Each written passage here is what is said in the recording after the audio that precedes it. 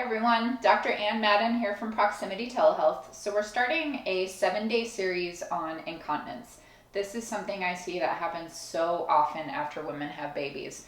A lot of times what happens though is these symptoms get completely blown off by medical professionals, or even we ourselves blow them off, thinking they're going to go away, thinking it'll get better, just thinking that it's something that happens after having babies. Okay, so that's true. It can happen after having babies. It's very common, but it's not normal, and it's absolutely something that you want to address now before it gets worse. You don't want to spend the rest of your life shopping in that incontinence aisle for pads and all the things that are involved with that. So first we're just going to talk about what incontinence is. So there are 3 types of incontinence, and you really want to know what type you have because there's different treatment depending on which type you have.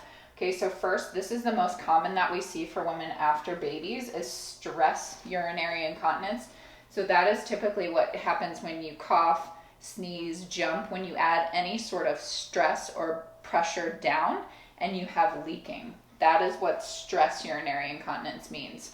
Okay, the next one is urge incontinence. Now this one, urge, typically has a trigger. So this is the one that I think about, that when you pick up your keys to leave the house, you all of a sudden feel like you have to go to the bathroom.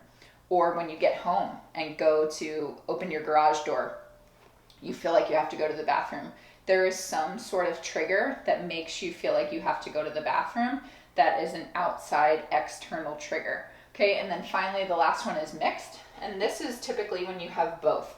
When you have that urge and you also have stress urinary incontinence.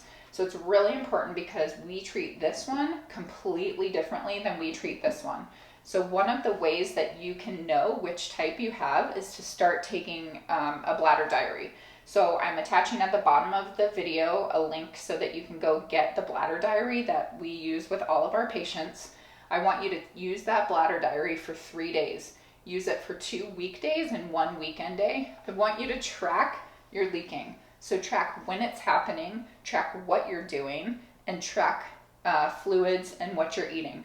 We're going to start to see a pattern on that bladder diary to figure out whether you have stress or urge or mixed.